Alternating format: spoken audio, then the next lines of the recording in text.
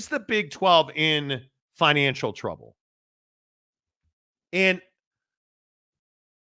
I struggle to understand the emotional swings of ACC fan. I do. I don't dislike ACC fan, but it is remarkable to me how many ACC fans, when the distribution in the revenue numbers came out for fiscal year 2023, were like, "Oh, Brett Yormark's a failure."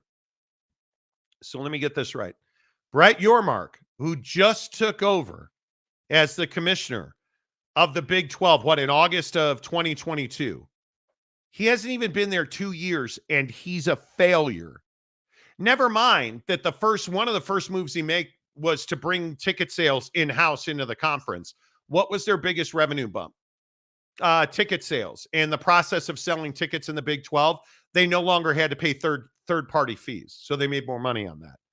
Brett Yormark, ACC fan, has not even begun to impact the bottom line at a significant level yet in the Big 12. So let's slow our roll on Brett Yormark is a failure in the Big 12. The truth is, yes, the ACC is making more money currently than the Big 12 is by almost double, 2-1. The ACC distributed $707 million in fiscal year 2023. The Big 12 is at $470 million. Is that an indictment on Brett Yormark? No. The answer is no, it's not. No, it is not.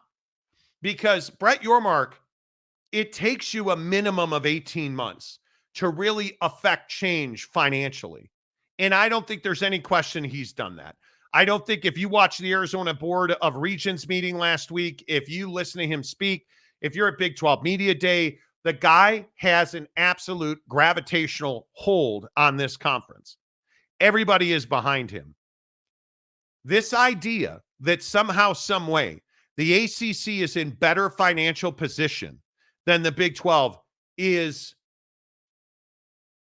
I'm not going to say laughable. It lacks color. Yes, the ACC makes more money. Is the ACC more stable than the Big 12? Not by a long shot. You're going to lose your 4 biggest brands. And this is very different, I would remind you, again, than Oklahoma and Texas. Very different. Oklahoma and Texas, the grant of rights was up, and they even paid their way out early. Is this the same thing as Florida State and Clemson suing the conference?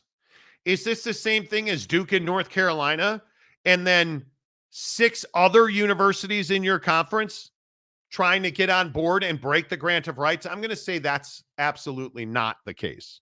And they're not the same.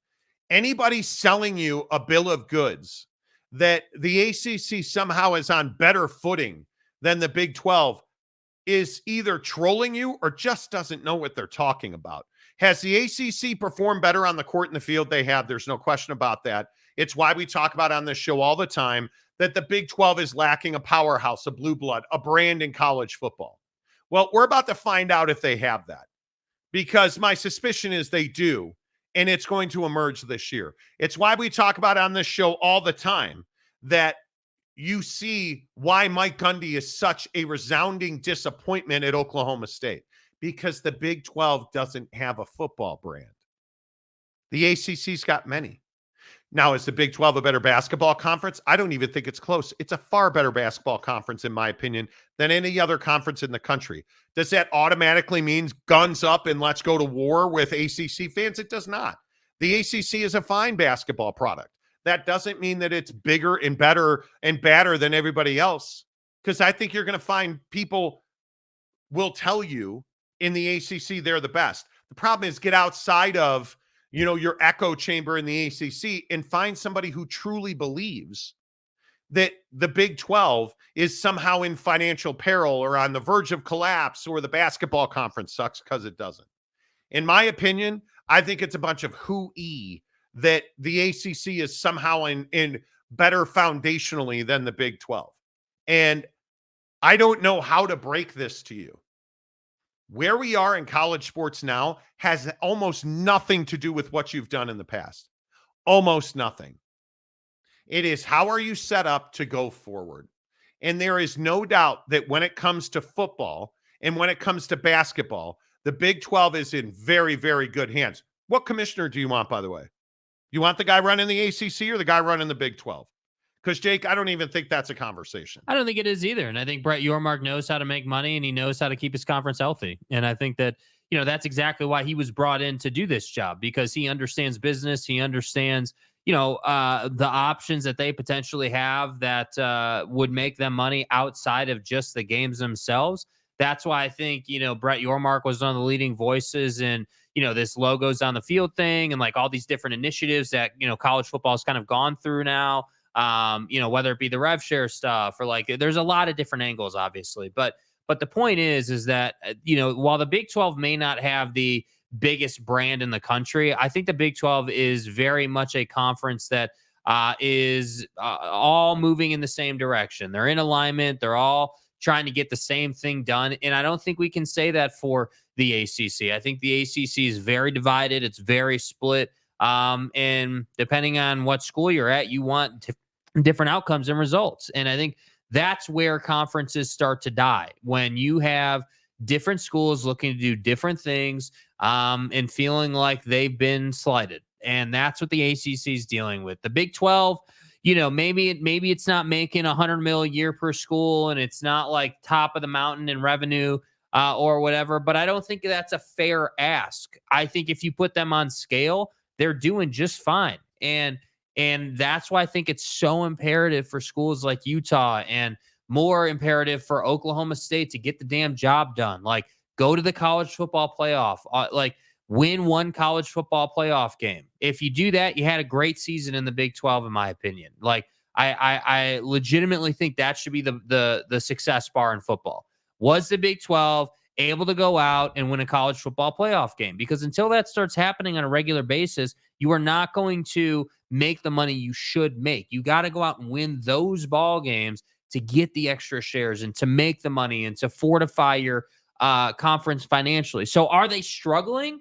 I don't know that they're struggling, but I think it's more of a conversation about, hey, like, we want to deepen our pockets as much as we can because we see the insurance policy that the SEC and the Big Ten have because they have so much money. Well, and I would also point out, if you look at the new TV contract has yet to take effect in the Big 12, you look at the fact it ends in 2031.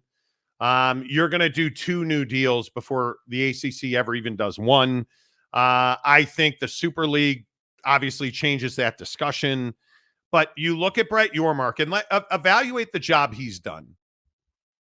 I mean, obviously, the things you know about are he's opened up international pipelines.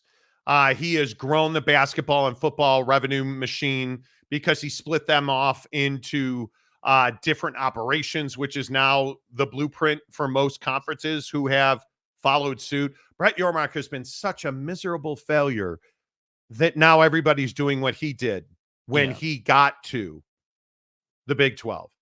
He is the guy that, again, has, with I think very little credit, he is the guy that has written the financial plan to grow your revenue. How many of these conferences have brought their ticket sales in-house now? I believe everybody but the Big 12 has done, or everybody but the Big 10 has done that. Right. Because you don't want to pay secondary markets huge fees to sell your tickets. And now, in a world where you're paying massive NIL lawsuits, you need every penny that you can get in-house. Did anybody else notice that he continues to travel to meet with his membership? Did he really have to go to the Arizona Board of Regents? He didn't have to go to. He could have very easily gotten on a Zoom call with them, and he did not. He very easily could have Zoom called all of his constituents in the conference. He did not. Brett Yormark is doing the things that need to be done. And if you look at the way that he has operated from a business perspective, he fully understands that they are not a sports organization. The Big 12, and I know I say this about everybody, but it's true. The Big 12 is not a sports organization. That is a conference that its only goal is to sell and make money. And the product they happen to sell is sports. But Brett Yormark is acutely aware, win or lose or just be mediocre, it doesn't matter. Every year he's got to make them more money, and he's doing that. Absolutely. And he doesn't have members looking to escape the conference. Do you really think that the Texas and Oklahoma evacuations are on him? They of course, are not on him. So before you get your blood flowing to the lower extremities, ACC fan, I'd slow your roll on how you're in a better position than the Big 12. Because if you lose Florida State, Clemson, North Carolina, and Duke, you're going to lose a whole lot more than that. This is going to be a very, very secondary conference. And you had better hope that the Super League somehow takes hold or gets momentum before the ACC melts down. Because the only thing that can save the ACC is the Super League. Mm-hmm. That's it. It's not a conversation about what is more stable as an entity. You have better leadership. You have more aligned membership. And you are now opening on a weekly and monthly and quarterly and yearly basis more and more revenue streams in the Big 12. You are not only not opening new revenue streams in the ACC, you are playing defense against yourself. Yeah, and that's what I think we saw, with the Pac-12 in the early stages of it before we got down to it with the grant of rights expiring and everything. I think it's a great way to put it, playing defense against yourself. You're having to choose sides, and that's a really tough position to be in because at the conference level, you're all on the same team. And I think that's what's difficult. And I'm telling you that so all the issues that we've seen arise in the ACC stem from the same place, which is we're not making enough money, right? We see what the other kids on the block are doing, and we feel trapped in our current situation, which then creates jealousy and envy. And then, now we're going to go and create all these issues. And so Jim Phillips is, I'm sure, a perfectly nice guy. Jim is a perfectly reasonable commissioner. But I think the one thing that Jim doesn't have is that, killer mentality that, hey, like we got to put this to bed mentality. Hey, if like with the Oklahoma, Texas thing in the Big 12, that could have gone sideways. That easily could have gone a completely different direction. That, if you wouldn't have let them out early and there would have been drama, and then who the hell knows what would have happened. But that got put to bed. You saw the window, you let them out, and they paid a fee. And it's a very straightforward business transaction. So that's what I'm saying. You have to understand, Brett Yormark didn't come from campus. Brett Yormark didn't come from, the educational world. I feel like people forget this, dude. Brett Yormark came from professional sports. He came from running organizations on the financial side. How can we make our organization more money and more money and more money? Because when you have more money as an organization, it seems like you can take care of pretty much any problem. The only difference is in college athletics, it's more difficult to make more money. And that's why Brett is such a good fit. All of this to say, that's all fine and dandy. Utah and Oklahoma State need to go out and win college football playoff games. Kansas needs to go out and make a push for the college football playoff and get into a New Year's Six Bowl. You got to make that happen, dude. Brett Yormark's only job, and probably his legacy with the Brooklyn Nets, is taking them from New Jersey to Brooklyn and Barclays Center, which he did. And how many people know that he did that? I think a lot of people forget that. I don't know. Everybody always accuses me of being a Brett Yormark homer. Okay, cool. Oh, wait, I thought you were an SEC homer. This is an SEC show. No, I am a 50-year-old Mormon BYU fan who's going to die soon. Right. Everybody always has their opinion about my fandom. Yeah. I am a fan of making money and succeeding and being around people who have done that. And Brett Yormark's done that unequivocally. He took the ball and he ran from Bob Bowlesby, and he has modernized this conference. I again say football, You got to find a way to make Oklahoma State a championship caliber program, and they just simply have not been for a decade. Yeah. They are. I think the Texas brands. I think in this, when you lose UT, Joey McGuire at Texas Tech becomes incredibly important. Pivotal. The disappointment of not firing 8-Ball at Baylor is. I just still, and I know I say this every time we talk about Baylor, it's shocking you did not fire him. It is shocking that you allowed him to stay at Baylor. Joey McGuire, if he's not on the hot seat, I don't know why he would be not on the hot seat. Yeah, well, and I think the expectations at Tech are much higher. Right, but I look at I think TCU is centrally situated to be that Texas brand that can carry this conference. But nobody is more capable and nobody is more disappointing in their results than Oklahoma State. And I'm sick and tired of hearing about how Mike Gundy's a legend. He has not won dick. What has he won? Somebody point to me the championship legacy of Mike Gundy. Where is it? You weren't even in the same stratosphere as Texas last year. No, you weren't. Honestly, like by anyone's standard, that was domination. And again, I'm happy to go back and look at the numbers. Somebody explain to me how you are Mike Gundy and you don't have a quarterback. And I feel like people need to get on board with this a little bit because everyone's like, oh, well, don't stop hating on Gundy and you guys just hate Oklahoma State. And it's like, no, dude, if you look at it, this guy is not a championship caliber head coach. And when I say, because I want to be really clear, I don't want there to be any confusion about what we're saying about Mike Gundy. What we're saying about Mike Gundy is he is not a national championship threat ever. Hasn't ever really been, and certainly not in the college football playoff era. Has not been. I think in the last 10 years, Oklahoma State's been invisible.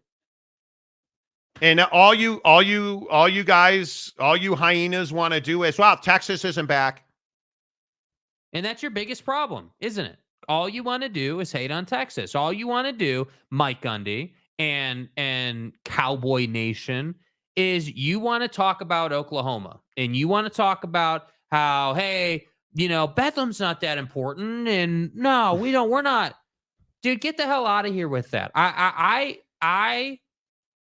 So I respect, and I say this sincerely, I respect the level that Mike Gundy is able to achieve at on a consistent basis. Mike Gundy will deliver you 8 to 9 wins pretty much every year like clockwork. And some years, like this last year, is a great example. Some years, it'll be a rocky road to 5 wins, right? Those first 5 wins are pretty rocky. We're talking about player walkouts and all this nonsense. But then all of a sudden at the end of the year, he's somehow in the Big 12 championship game. You had 85,000 people at Gero World. Yeah. Against Texas. And you go back and watch those shows that week on this channel. And all the shit talking Oklahoma State fans did. Mm-hmm. And you got smoked. Was not even again. They doubled you up. What was it? 49-21. They doubled you up. That's a lot of points, dude. in front of 85,000 fans. That's just in the building. Forget what was on TV. And I'm supposed to sit here and talk about your legacy? You haven't been relevant in 10 years. And then when you had the program that you said wasn't back and never will be, they doubled you up in a huge moment. Oh, but we won the bowl game, Monty. Who cares? You lost you lost your biggest game of the year. Yeah. And I ask again, how do you go to the bounce house and get smoked? How do you lose 33 to 7 to directional fucking Alabama? Because you're Mike Gundy and you believe that he's some kind of deity. I got news for you. He's an average football coach. We got to stop saying, we won the bowl game, but we lost the game that would have put us in the college football playoff through the auto bid. I just continue to tell you, Oklahoma State should be a national championship contender year in and year out. And you're fine saying that they're not. 10 years of straight mediocrity. And they piss me off in these conversations, and it always comes back to Oak State because they're what this conference has always been about, disappointment. Mm-hmm. They're what this conference has always been about, bad performances in big moments. Which is why I think Brett Yormark's been such a revelation for the Big 12, because he's the exact opposite of that. He's all about winning and winning on the P&L. And again, just because Oak State James is always the wet blanket hanging out on the, the clothesline in the pasture. Oak State beat Texas 7 out of the last 10 times. So you can't have it both ways in Stillwater. Does Texas suck or do they not? Because all you do is talk about how mediocre Texas is. Hey, congratulations, you beat Tom Herman. Great job. Way to go. Does that feel good? Oh, wait, that's right. Texas is actually now, a national championship level program, and they beat that ass. So run your noise about beating Texas 7 of the last 10 times. And then the worst part is I'm okay with what happened in 2023. Like, let that sink into your own ears that you wrote, I'm okay with what happened in but Ollie Gordon for Heisman and no quarterback again. Dude, it's not good enough. This Big 12 conference should be built on the foundation of Oklahoma State football. And you're just not that guy, Mike Gundy. You're not that guy. And frankly, I don't know that there is that guy in this league. My suspicion is it's Kyle Whittingham, who at Utah has put up, and remember, Big 12 fans, you all wanted to crap on top of Utah. Oh, they're this and they're that. He's put up almost identical numbers to Mike Gundy at Utah. Mm-hmm. And what's the difference between the two? Well, the difference between the two is that they actually played in huge games. Back-to-back Rose Bowls. Did they win them? They didn't, but they actually got there. They won their conference. They've, in recent times. Mm-hmm. And I know this is crazy talk. He's got more than a running back. He's always got an elite defense. He's actually got a really high-caliber quarterback when he is available. He's on the field. Come on. If you're not disappointed in Mike Gundy, I just go to rehab, dude. I just don't understand the acceptance of, and again, James, it's not personal, bro. I'm not trying to attack you as a dude, but I don't understand this from a football fan's perspective. Why are you okay with not going to the college football playoff? That's the amazing thing about the take. You understand that game had college football playoff implications. Obviously, Texas goes to the playoff after winning that game on the auto bid. And I remember talking about it. Hey, if you can beat Texas and shut them up in the biggest game of the year and go to the college football playoff, now you can say, hey, Mike Gundy, huge win, like everything you want. But not only did you not compete, you got embarrassed at times in that game. They lose. What did they in that game? They lose. What was it? Worthy, I think they lost in that game. And you to the leg injury. Yeah, to the leg injury, right? You lose Xavier Worthy and you still go out and crush you, dude. Come on. And I just look at the programs in this country that compete for national championships. And I'll go to Ryan Day at Ohio State. Why is every fan losing their mind on Ryan Day?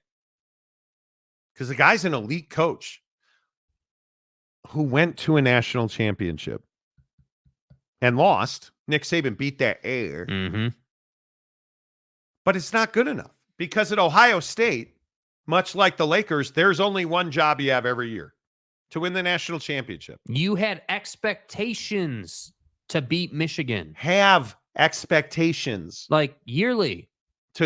Your bar is, And I would agree with that. Beat Michigan, win a national championship. Did you do that? No? Okay, you failed. Oh, but Mike Gundy, man, I got to tell you about Alan Bowman. This kid, have you seen him in charitable operations? This kid's on the street shaking hands and kissing babies. Like, you're not thinking big enough, dude. I'm okay. Wait. Let me just. I'm okay with what happened in 2023. Why? And this is why Oak State fan attacks Texas and attacks Utah and forget about the other programs. You have got to win the conference and go to the college football playoff and win a championship. And now you don't have the excuse of Texas and Oklahoma. What's going to happen? And James, I know you're going to die on this hill, which is why I'm holding you to it. What's going to happen when Utah goes out and wins the Big 12 in year one? Because I'm telling you, there is a better than 50% chance that that happens. Yeah.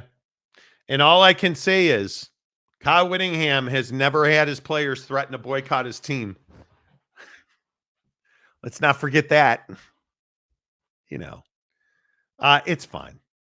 It's fine. Keith Carl, what has Matt Campbell won at Iowa State? A New Year's Six bowl game, and that's it. Yet he is getting legendary status in Ames because it's called expectations. Expectations. Nobody expects Iowa State to win a national championship. Yeah. You know, the funny thing is Iowa State's not walking around talking about how they're national championship contenders, and yet nobody expects Oklahoma State to win a national championship. And you guys are like, oh man, put a bronze statue up. This guy's the best thing we've ever seen. No, he's not. Mike Gundy is not. I don't know how you can sit here and say that Mike Gundy, this guy's living on a press conference where he said, I'm a man. Yeah. What was that, 20 years ago? That's Legit. what he's living on. I'm a man. I'm 40. Come So get after your me. facts straight. That was 20 years ago, man. Because it's garbage. That's what he's known for. And kick a person when he's down. That's crazy. There are no expectations, Keith, with all due respect. Yeah. There's no expectations of Iowa State. Nobody knows how good they are. Well, Mike Gundy does because you beat him last year. Nobody knows how good the defense is. Nobody knows. It's fine. Jeremiah Champion. James, you just admitted you're okay with mediocrity in college football. Mediocrity is absolutely not good enough. It's amazing that Oak State fans will defend this guy. Puglia. We beat Sark too, Marty. Who the hell is Marty? I have no idea. Yeah, it will be built in the back of Oak. It will be built in the back of Oak State. Well, you're already taking it in the back at Oak State, so I guess that's Stay on brand. Yeah, how's that Longhorn feel, bro?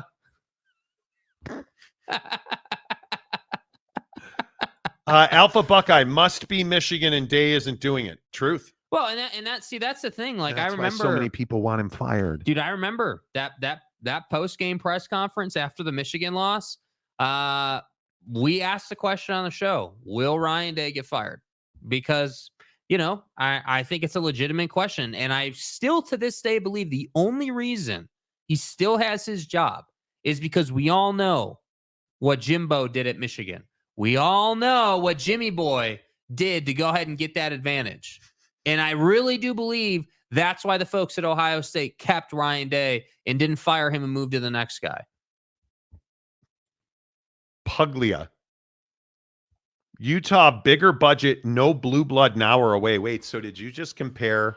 Are you saying that it's okay to be mediocre because OU is better than you? What? Oak State fan, do you see what you guys are doing?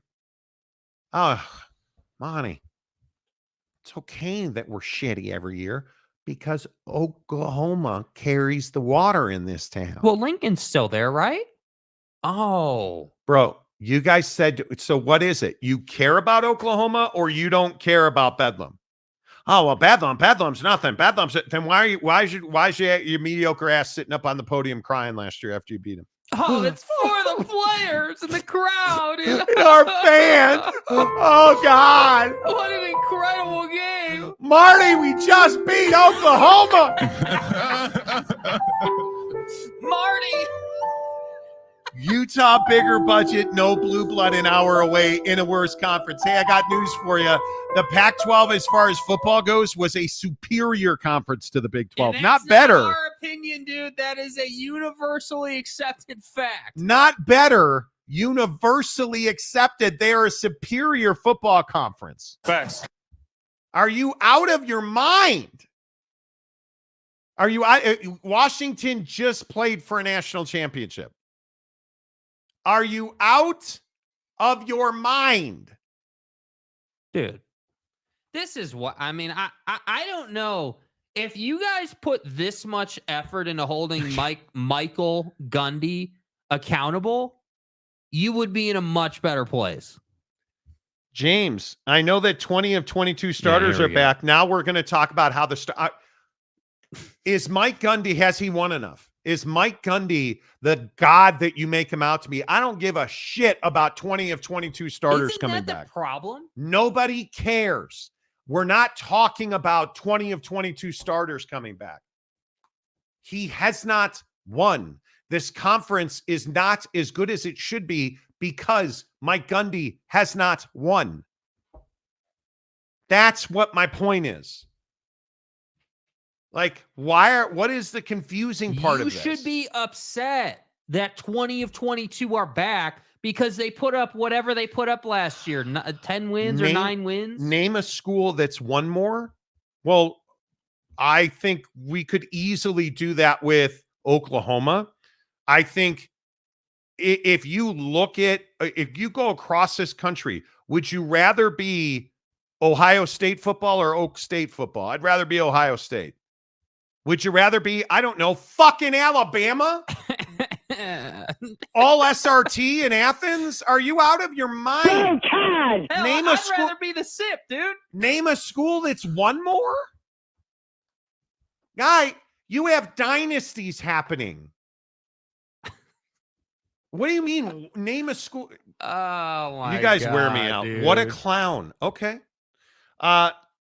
Puglia, you must be new to the channel. Very new. Yeah.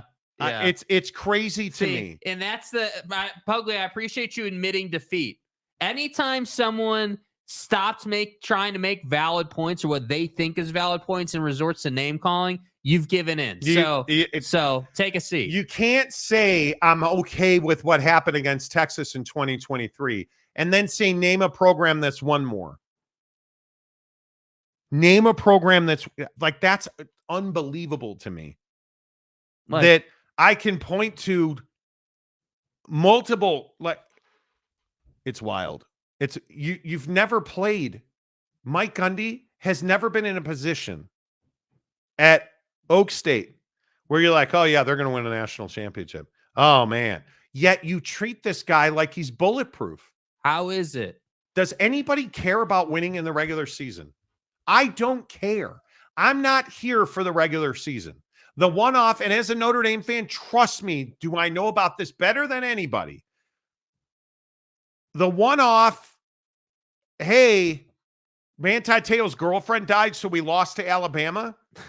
No, she didn't. They were just better. That's what you have to be here for. You're Oak State, and you know what the problem is? You don't have Ohio State or Alabama or Georgia or the Lakers or the Yankees mentality of you either won the World Series, the national championship, the NBA title, or you failed. You're okay with, well, hey, we get to go to the Shriners Bowl and we get participation trophies. Congratulations that you guys get those cool embroidered backpacks at the Pool and Weed Eater Bowl. It's not what we're playing for. Yeah, maybe next year you can go to the Pop-Tart Bowl, dude. Are you not going to own the fact that you Oak State, that you guys put yourselves on this pedestal, yet you're one of the main reasons this conference is not making the money they should be making? You really don't own the fact that you've played a role in this. That's wild to me. Big Daddy Magic, I put 20 grand objects Utah winning the conference in year 1. Okay. Don Nealon was a better coach than Gundy or Whittingham. Okay. Now you choose violence. Tech is recruiting top 25 caliber talent, but Texas Tech is the exact same thing. Yeah. If Joey McGuire doesn't go to the college football playoff this year and has another Laramie moment, Pack everything up. We'll see you later. Pack everything up. We're out of here. The Big 12 is so frustrating to me. Like, you go around this league and look at the longtime members. What is Baylor doing in football specifically? What is Baylor doing in football? What was the decision-making process on Dave Aranda? You wanted to save money. You didn't want to pay him. That's the only thing. There's no other reason that 8-Ball can still be the head coach at Baylor. I will never understand it. I don't get it. That loss to Utah last year is wild. Like, you look at the decision-making, you look at the recruiting. How are you Okie State and Okie Light and every other name you guys hate? How are you don't have a quarterback? Alan Bowman's why you're not better last year. And I think the problem is they think they do have a quarterback. That's what the point I was going to make about, I think it was James who said you got 20 or 23 back. That should be upsetting to you because that wasn't good enough last year to win the conference. Yeah, it's incredible. Dakota Tubbs, Oak State will be lucky to make the college football playoff this year. I think it's going to be very difficult to be one of those top 12 teams. You better win your conference championship. That's the only guaranteed way. Better win your conference championship. Nothing else to talk about. If you're Ohio State, you damn well better win the Big Ten. If you are Georgia or Bama, you damn well better win. If you are Florida State, no excuses. You better win the ACC. Like Oak State fan, take some notes at Bama right now. Look at what Kalen DeBoer's got to deal with. You're coming into a job where it truly is natty or nothing. And you have to somehow, I don't know how, but somehow live up to the expectation that Nick Saban set and built and created. And I don't know that they're going to do that.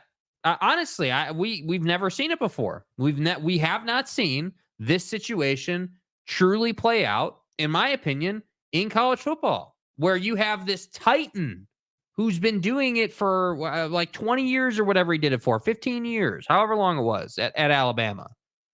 And now you're going to bring in a national championship caliber coach, admittedly, and he's going to try and do it again, but in a different part of the country and in a much better conference. That's crazy. And this idea that Mike Gundy's won.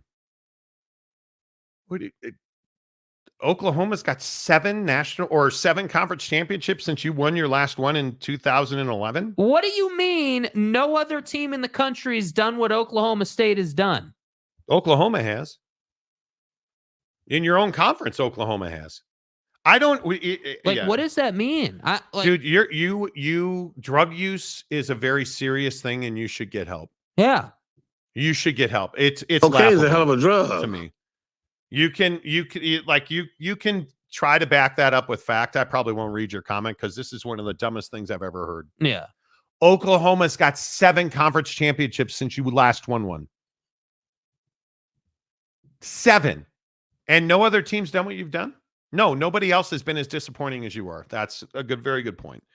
Keith Carl, hard to have national championship expectations when SEC and big schools make more money in their sleep than most Big 12 schools. That's got nothing to do with it.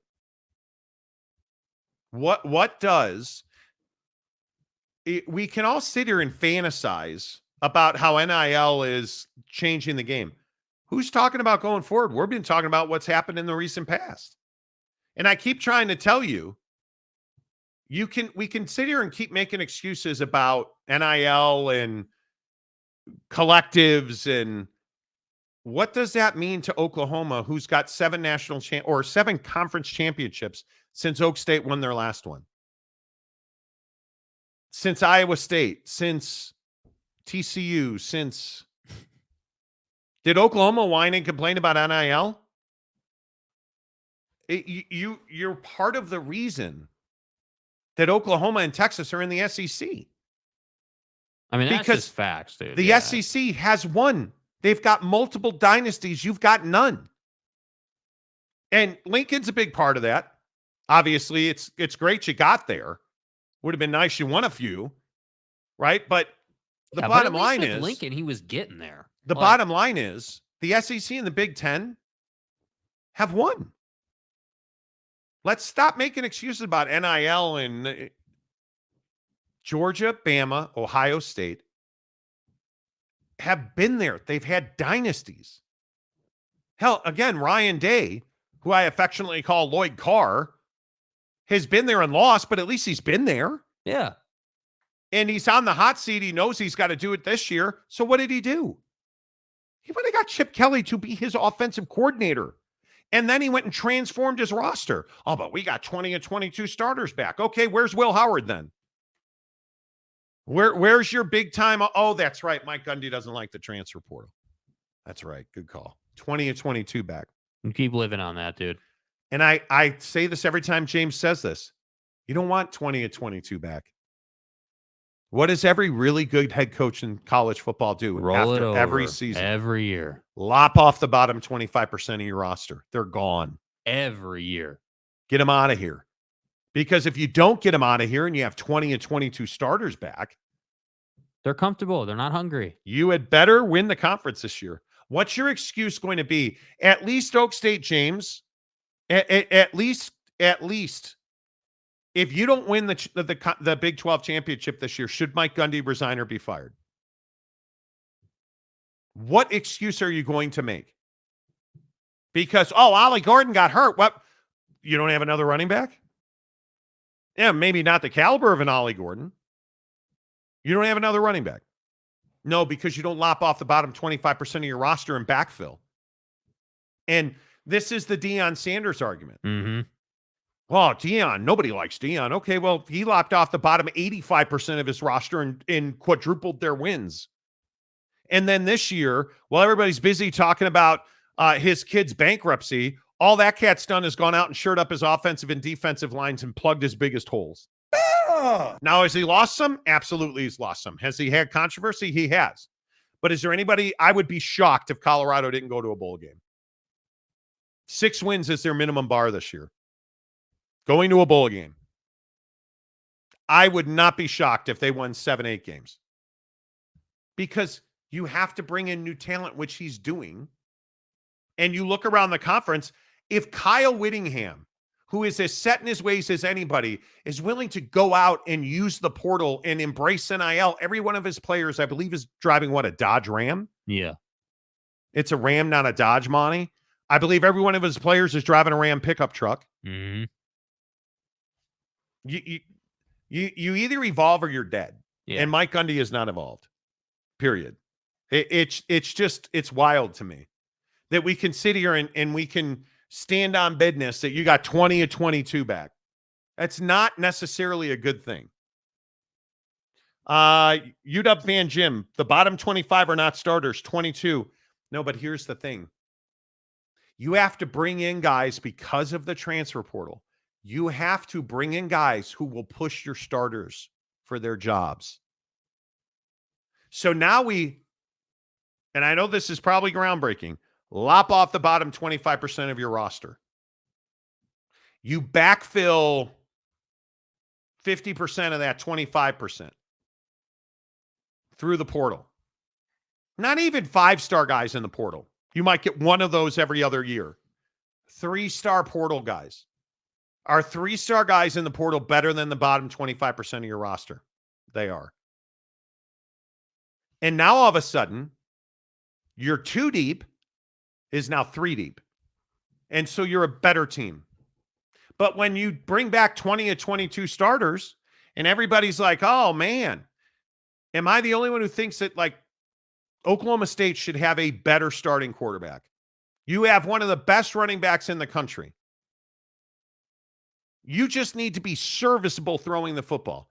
What happened against Texas? That's the thing. And again, I just look at the Texas game, and I'm going to go pull up the stats so that we can all be. If I just pull up the Texas box score, where you lost 49-21, and Texas is back, they finished 12-2. Mm-hmm. You finished 10-4. And if we just look at how that game and the statistics of that game, Alan Bowman was 22 of 38, 250 yards, 3 touchdowns, and an interception. Meanwhile, Quinn Ewers was 35 of 46, 452, 4 touchdowns, and a pick. And Ollie Gordon was 13 carries for 34 yards. Heisman Trophy! Jesus Christ! In the backfield, Monty! 13 for 34 yards. Keelan Robinson, 4 carries, 75 yards, and 2 touchdowns. C.J. Baxter, 13 carries, 43 yards, and a touchdown. Jaden Blue, 10 carries for 33 yards. They had 3 guys who matched your Jesus Christ production. That was a national championship caliber team at Texas. And your almighty running back got beat by their top 3 guys. So why do I bring this up? Because what did I just tell you? Lop off the bottom 25% of your roster and bring some depth. Guys like C.J. Baxter. Now, we all could have made excuses for Texas when they lost their number 1 running back. They had 5 more guys. 5 more guys. Who were hungry and ready. And again, I know. I don't know shit from Shinola, and what did he call me? I'm stupid, whatever guy said. No, I'm a clown. You don't even watch Oak State football, Monty. Totally get it. How many quarterbacks did they have at Texas last year? Quinn Ewers, Malik Murphy, and some guy named 12 Head. Manning, Arch Manning. Yeah. 3 number 1 quarterbacks. What happened? Malik Murphy's the starter this year, right? No, Quinn Ewers is back. Malik Murphy transferred, and now 5 Head or whatever he is. Manning is going to be the backup and probably play meaningful snaps this year. You've got Alan Bowman. Good luck. Mike Gundy's a legend. Good thing you're not in the same conference anymore. Man. I mean, Mike Gundy's a legend. My God. Dude, can we get Mike Gundy to Notre Dame? Like Mike Gundy, the problem is he's a legend at Oklahoma State, which does not mean much. It doesn't. Doesn't mean much. There you go. Another Oklahoma State half hour. I'm good with it. Too much. Again, stop smoking crack before noon. It's a tried and true rule. I don't smoke crack before noon. Clearly, you don't follow that rule. Alan Bowman was a transfer to fill a hole. He filled a hole. So let me get this right. You're Oak State, and nobody's done what you guys have done. And Mike Gundy, nobody's done what he's done. He's amazing. So Alan Bowman, a strictly average quarterback by anybody's distinction. But he's back, and you have a quarterback. He is an average quarterback. He is not special or unique. Mm-hmm. He's no Brandon Whedon. And you're telling me he was a transfer to fill a hole. Okay, so what's your excuse this year? He's a transfer to fill a hole. Why is he? But he was just a Band-Aid guy. That's wild to me.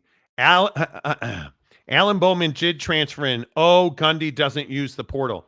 Well, I'm just asking you. He used the portal for fucking Alan Bowman.